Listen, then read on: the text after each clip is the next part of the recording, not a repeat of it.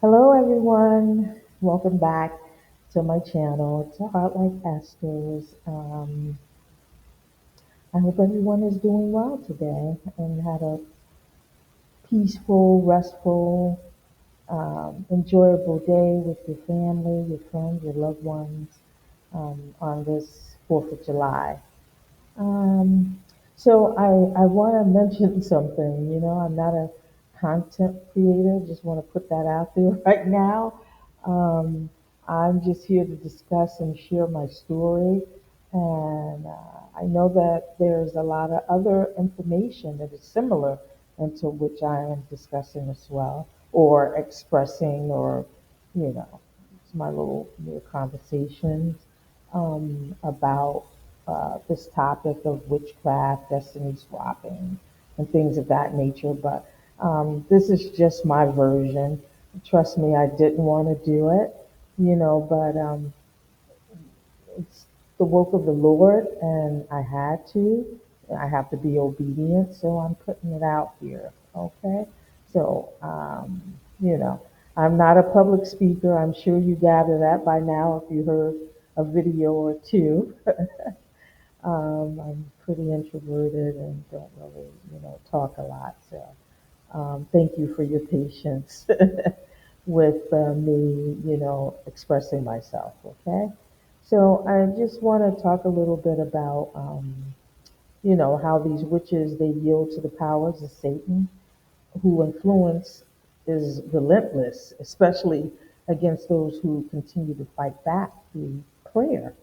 And when you stand firm against him, he will apply consistent pressure and attack. And the enemy is persistent. At the beginning of your walk with Christ, God will allow it. And so, for you to train you, to teach you how to fight, in warfare. What Satan has in store for us is not meant for the weak. This ain't no joke. Especially those of you who have been chosen, or you're breaking generational curses. You're the curse breaker. It's going to be tough. That's what I've been through. So we are not supposed to crumble either. When the pressure escalates, instead we must fight with the sword of the Spirit, which is the Word of God. Amen. Okay. So I want to continue where I left off, and I was discussing like the impact of the negative energy, the curses, and the spells that it had on me and my current or then current workplace for the last time. I just had it. I had enough, and I mentioned how the work culture became toxic and the environment was very unhealthy. I felt like everyone I was collaborating with, or was communicating with, was had been compromised in some way or another, and I couldn't find a single true Christian among any of these people, in any of the work environments, for the past few years. And if there had been a genuine Christian in the mix, they would have known to pray about anything they felt about me, any rumors they heard about me before making any sound judgments or allowing the enemy to use them against me. And I desperately needed someone who had the ears to hear, the eyes to see, someone who would have known to take my situation back in prayer to help me, or at least understand what I was going through at the time. But perhaps, there were individuals maybe, but God wouldn't allow it. He wouldn't allow them to reach me at the time or to do anything at the time. He was, I remember people were leaving my life a lot. So, like, no one was staying. And I realized God was removing people left and right because you know, I realized that those environments and relationships were not where I was meant to be.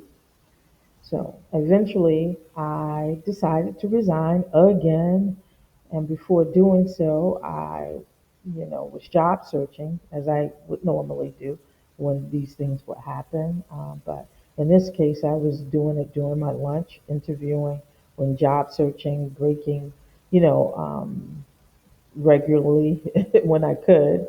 I was scheduling interviews on days I work from home, and at that time, on that specific job, in that position, I had only had the opportunity to telework one day at that job. So, which could I could choose like any day of the week, but I had to select it the day before the week began. So, after submitting my resume, I felt like I was going through a humiliation ritual with these people, and it was coming from those who I closely assisted, like the higher ups. And so my job search got intense. It was challenging, and I was very desperate, as I would be in this type of mode. It's been a long period of time now, primarily looking for remote positions. I caught a break, and I was landing interviews left and right, making it to the third round multiple times. However, I never made the final cut. And I believe it was like 2 to 3 months, almost 3 months, or it was 3 months, had passed, and I began to started depleting what little savings I had managed to tuck away. One day I decided to revamp my job search, strategize and come up with a different strategy. And I began using another website that I forgot about that I was using, but I like kind of drifted off from consistently. It advertised like reputable and stable corporations along with the salaries, which is always a plus. And it's called idealist.org for those who are actively looking for work or need it. It may come useful in the future. It had served me well for many years, and I found most of my job opportunities through this website, and it worked. I started receiving emails from different organizations, but located in the select list of states where I was willing to relocate. And so that was the strategy. I stopped looking around the Georgia area, and even back in New York, I just was looking at other places. And so one of them being Florida, I was looking at the Miami, Fort Lauderdale, Tampa areas, which was only like a few hours away, maybe 9 hour drive away, depending on, you know, how you driving. So, and I always visited Miami often, so I love that place. I lived there back in like the late 80s for a short time, but it was a different world back then, so I can't really compare it. I was a kid, and I wasn't like as mature and responsible as I am now, so I'm looking for some stability at that time. So, long story short, the hiring process was taking longer than I expected. For some odd reason, the hiring managers kept pushing me back, like pushing back the interview dates and sending rejection emails. And I'm like, well, what? I was on the roll for a minute, then everything just switched all of a sudden. And so, my monthly expenses were still piling up, but I had no finances to meet them. I decided to like break my lease rather than to face eviction, and I was running out of money. And every place I contacted for like financial assistance, such as social services and different charities, local charities, and churches, they turned me away. And I couldn't understand that because the people who were giving me this direction were saying that they were there to help. They had received help, once upon a time, but one day I just got so frustrated and I was so sad. I just, was sitting silently alone in my apartment contemplating my situation and where I was, headed. And just the thought of packing up again, packing up my place, moving my belongings into storage was giving me headaches and like, overwhelming amount of stress. However, something else like was creeping up in my mind at that time. I was having a lot of dreams. I kept dreaming about like a dog, dogs that were following me, smaller dogs. The big dogs were following me and chasing me in these dreams, and what felt like nightmares. But in another dream, like in the same dream but different scene, a smaller puppy was swallowing my hand. It wasn't biting me, it was just swallowing my hand and whole, like my half, like all the way up to my elbow was in this puppy's mouth, and I couldn't figure this out. And I was like walking into this like house, but looked really dark. I couldn't make if it was abandoned or somebody lived there, but I didn't know why I was there. But I remember walking up on the top porch, and then it was like all these rats came from out of nowhere, and it just was weird. And that was like in the back of my mind, why am I having these, type of dreams? So a few nights before all of that, I had another dream. Where I was like playing with my old friends, like childhood friends in my old neighborhood. And then in another scene, I was driving. Like I would have dreams and it'd be like different events.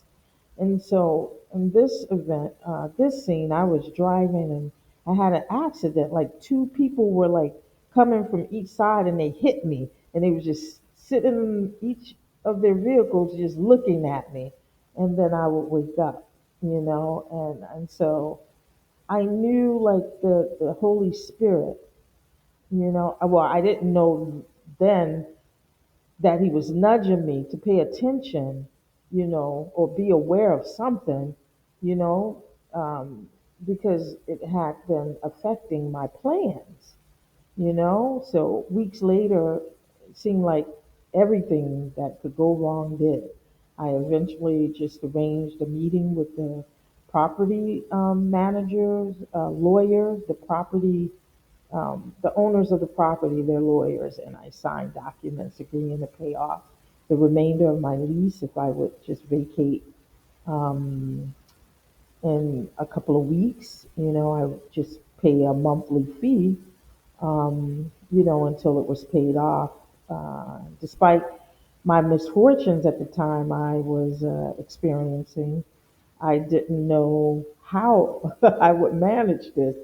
But, somehow, although I was like just out of shape, full of brain fog, confusion from the witchcraft, I had just going through a lot. My body wasn't operating and functioning. I just kept faith, because I'm an adult. I don't have anybody to rely on. I'm not married. My son is doing his own thing, and I just, had to keep pushing forward. And I just continuously, as I look for the next plan. So I rented a U-Haul and like one of those U-Haul utility vans. And I took my time moving everything myself because I did reach out to some movers and they took my $100 deposit and I didn't hear from them until like days later when I'm actively in, moving my own stuff. It was just, yeah, you can't rely on people. They're not who they. It's a lot of scammers in Georgia, and so I decided like I was just tired. I couldn't do all of that by myself at the time.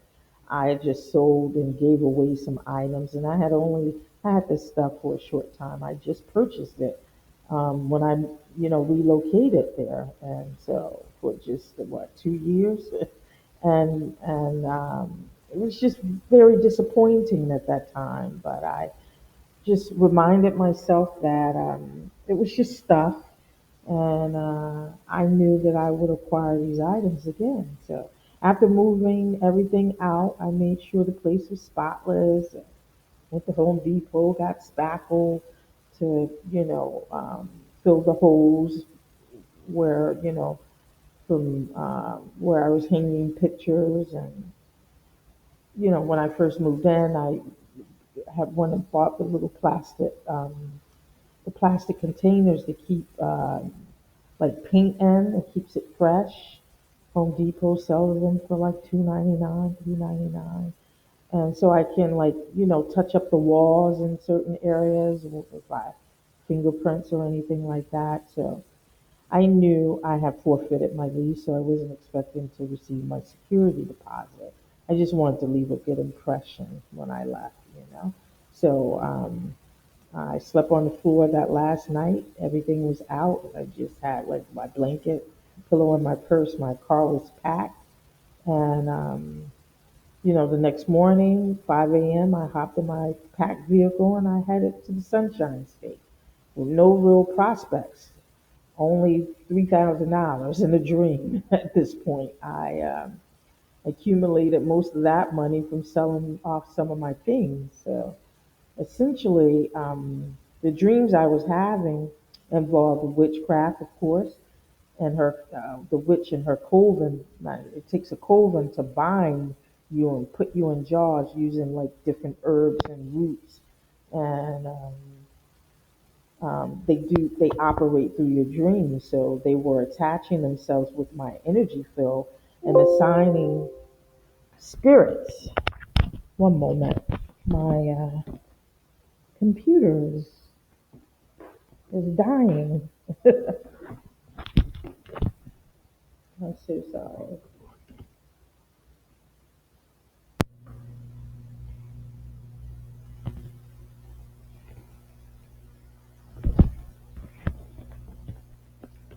Thank you for your patience.